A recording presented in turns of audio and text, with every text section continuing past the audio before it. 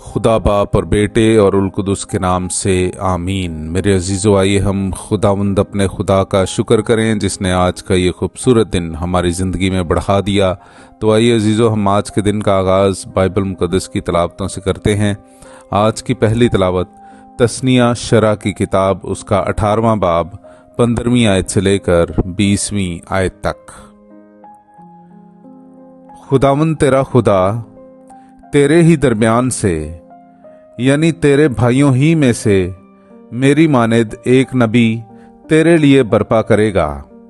तुम उसकी सुनना, जैसा कि तूने खुदावंद अपने खुदा से होरेब पर मजमा के रोज़ इल्तिजा करके कहा कि मैं खुदावंद अपने खुदा की आवाज़ फिर ना सुनूं और ऐसी बड़ी आग भी फिर ना देखूं, ताकि मैं मर ना जाऊं।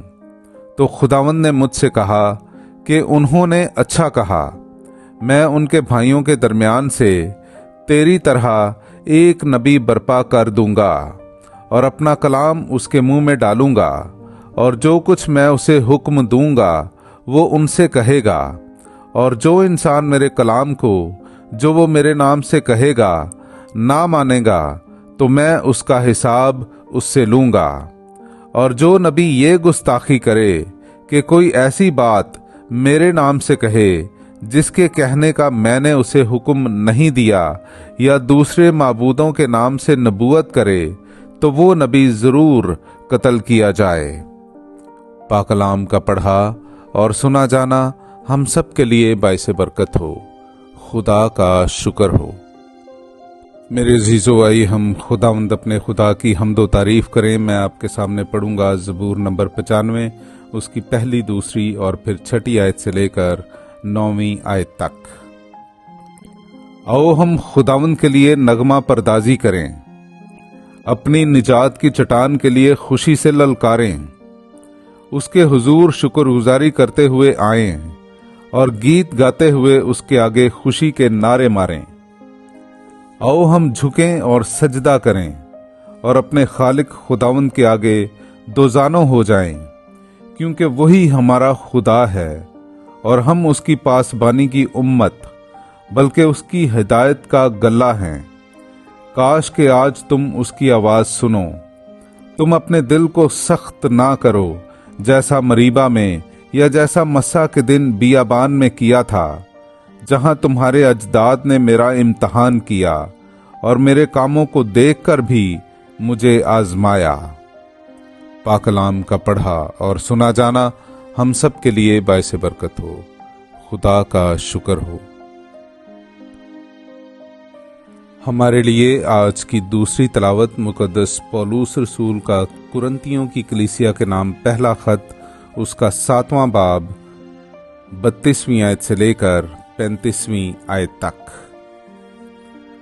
और मैं ये चाहता हूं कि तुम बेफिक्र रहो।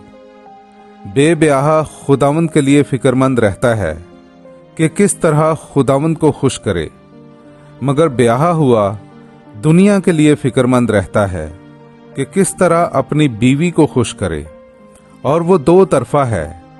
इसी तरह बेब्याही और कंवारी इन बातों की फिक्र में रहती है जो खुदावंद की हैं, यानी कि वो अपने बदन और रूह दोनों की निस्बत पाक हो। मगर ब्याही हुई उन बातों की फिक्र में रहती है जो दुनिया की हैं, यानी कि किस तरह अपने शौहर को खुश करे। ये तुम्हारे फायदे के वास्ते कहता हूं, ना कि तुम्हें फंदे में डालने के लिए, बल्कि ज़ेबा काम के लिए, ताकि तुम खुदावंद की खिदमत में बेवसवसा मशगूल रहो। पाकलाम का पढ़ा और सुना जाना हम सब के लिए बाइसे बरकत हो। खुदा का शुक्र हो। मेरे अजीज़ों, आइए हम आज का इंजीली इक्तबास सुनते हैं। अंजील मुकद्दस बा मुताबिक मुकद्दस मरकस, उसका पहला बाब 21वीं आयत से लेकर 28वीं आयत तक। तब वो कफरनहूम में दाखिल हुए और वो फौरन सबत के दिन इबादत खाना में जाकर तालीम देने लगा, और लोग उसकी तालीम से हैरान हुए, क्योंकि वो उन्हें फकीहों की मानिद नहीं बल्कि साहिब इख्तियार की तरह तालीम देता था। और उनके इबादत खाने में एक शख्स था जिसमें नापाक रूह थी, जिसने चिल्लाकर कहा, ए यीशु नासरी, तुझे हमसे क्या काम? क्या तू हमें हलाक करने आया है? मैं तुझे जानता हूं कि तू कौन है, कुद्दूस खुदा। यीशु ने उसे डांटा और कहा कि चुप रह और इसमें से निकल जा।